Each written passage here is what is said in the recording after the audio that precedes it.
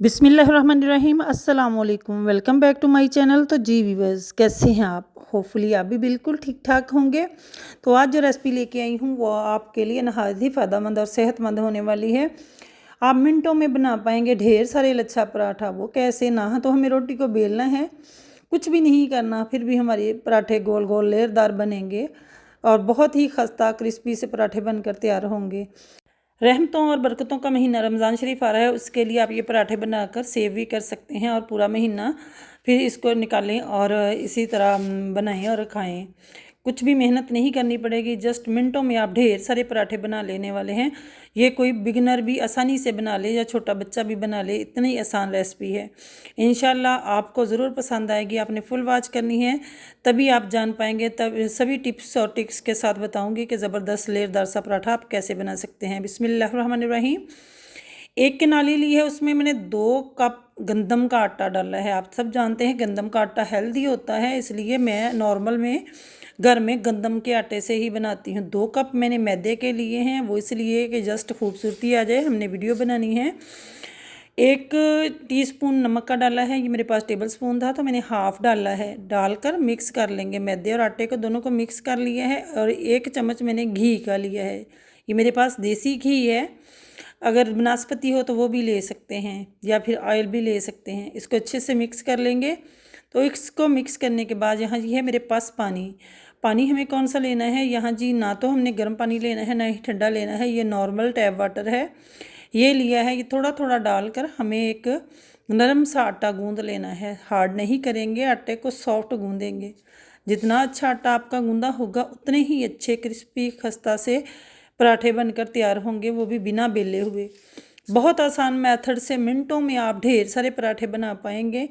इंशाल्लाह ये आप तरीका आपने अपना लिया ना तो आप किसी को फॉलो करेंगे। अगर आपने ज़्यादा रोटियां बनानी है ना तो मिनटों में ये आप बना पाएंगे। कुछ भी नहीं करना, ना बेलना है, ना आपको इसमें लेयर्स बनानी है, बहुत ही आसानी से आप बना पाएंगे। तो यहाँ देखिए आटे को मैंने गूंद लिया है। अब मैं एक बाउल में आटे को ट्रांसफ़र कर लूँगी। तो यहाँ जी बाउल में आटे को डाल लिया है। इसको किसी प्लेट या किचन टॉवल से इसको कवर करेंगे और 10 से 15 मिनट का रेस्ट दे देंगे। 10 मिनट का रेस्ट दिया है, ये आटा हमारा सेट हो चुका है। और साथ ही मैंने लिया है घी और थोड़ा सा सूखा आटा। सूखे आटे में हाथ लगाएंगे। अब हमें पेड़े निकाल लेने हैं। तो आप अपनी मर्ज़ी के मुताबिक अगर बड़े पराठे खाते हैं तो बड़े पेड़े निकाल लेने हैं। मेरे घर में नॉर्मल सा पराठा चलता है, ना तो ज़्यादा बड़ा और ना ही छोटा, क्योंकि मेरे बच्चों ने खाने होते हैं तो उसी हिसाब से मैं बनाती हूँ। तो यहाँ देखिए पेड़े मैंने निकाल लिए हैं एक बार में जितने आए। और अब हमें बेलना नहीं है, जस्ट ये देखें इस तरीके से आप लेंगे। जस्ट आटे को लेंगे और इसको फैला लेंगे, नीचे थोड़ा सा खुशका लगाएंगे। अब हमें घी लगाना है, ज़्यादा भी फैलाने की ज़रूरत नहीं है, इतना ही फैलाएंगे। और थोड़ा सा हम आटा डस्ट करेंगे और इसको रोल कर लेंगे। ये देखिए इस तरीके से। तो इसको रोल कर लिया है। अब हमें क्या करना है कि इसको प्रेस करेंगे और इस तरह स्टिच करते जाएंगे। आटा जितना अच्छा होगा उतना ही स्टिचेबल होगा। ये देखें जितना मर्ज़ी इसको स्टिच कर लें, ये टूटेगा नहीं। अब हमें इसको फोल्ड करना है। ये देखें 3 मेथड से पराठा बनाना सिखा रही हूँ कि किस तरह लेयरदार पराठा आप इजीली बना सकते हैं। यहाँ देखिए पेड़े को मैंने इकट्ठा कर लिया और देख सकते हैं कि कितनी लेयर्स पेड़े में बनकर तैयार हुई हैं। दूसरे नंबर पे यो पराठा बना रही हूँ, वो भी इसी तरीके से हमें इसको आटे को फैला लेना है। तो घी लगाएंगे, अगर 1 टीस्पून के बराबर घी लगा लेंगे। अगर ज़्यादा पसंद करते हैं ना तो ज़्यादा लगा लें। मेरे घर में क्या होता है कि फिर हैवी पराठा नहीं बच्चे खाते, तो मैं नॉर्मल सा घी रखती हूँ, 1 टीस्पून के बराबर लगाती हूँ। आपको जितना पसंद है उतना ही लगा सकते हैं। यहाँ देखिए उसी मेथड से इसको रोल करते जाना है। यहाँ देखिए इसको मैंने रोल कर लिया है, इतना आसान मेथड है। ये देखिए इसको अब स्टिच करना है। तो ये देखिए इसी तरह फोल्ड करते जाएंगे। ये देखिए इसको हमें प्रेस नहीं करना, इसी तरीके से हमने इसको फोल्ड करते जाना है। ये देखें, और जो आखिरी वाला हिस्सा है ना उसको नीचे करेंगे और उसको अंदर को कर देंगे। तो इससे पकाने से हमारा पराठा खुलेगा नहीं। तीसरे नंबर पे पराठा ये बनाना सिखा रही हूँ, इसकी लेयर उससे भी ज़बरदस्त बनेंगी। ये देखें ये पेड़ा लिया है मैंने, इसको इस तरीके से फैला लेना है। घी वाले हाथों से आपने घी वाले लगाकर हाथों पे इसको फैला लेना है और हाथ की मदद से ही। तो जस्ट आपने बिल्कुल देसी तरीके से हाथ की मदद से करेंगे ना तो बहुत इजीली काम आपका आसानी से हो जाएगा। तो यहाँ देखिए इसको हल्का सा प्रेस कर लिया है और अब हमें एक चाहिए नाइफ़। नाइफ़ की हेल्प से इसको दरमियान में से काट लेना है। ये देखिए इसको मैंने काट लिया है दरमियान में से।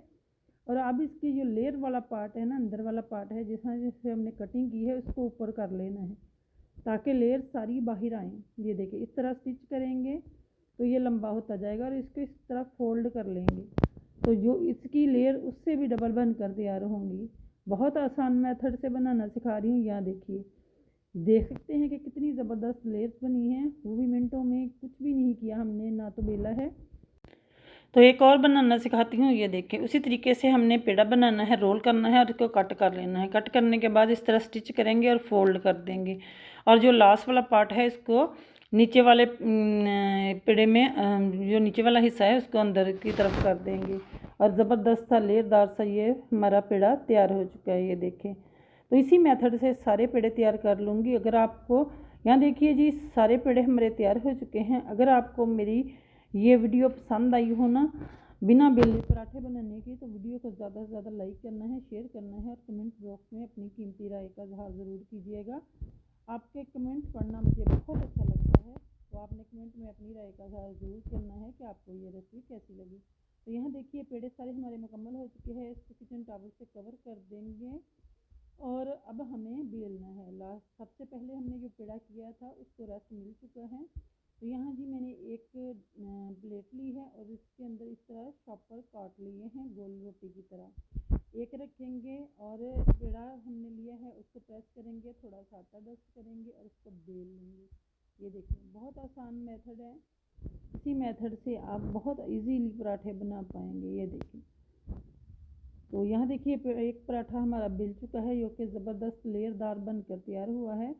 तो इसको मैंने डिश में रख लिया है और अगला पराठा बेल कर दिखाती हूँ कि कितना ज़बरदस्त पराठा। ये देखिए लेयर चेक करें, आपको अभी से नज़र आ रही हैं कि कितनी ज़बरदस्त लेयर तैयार हुई हैं।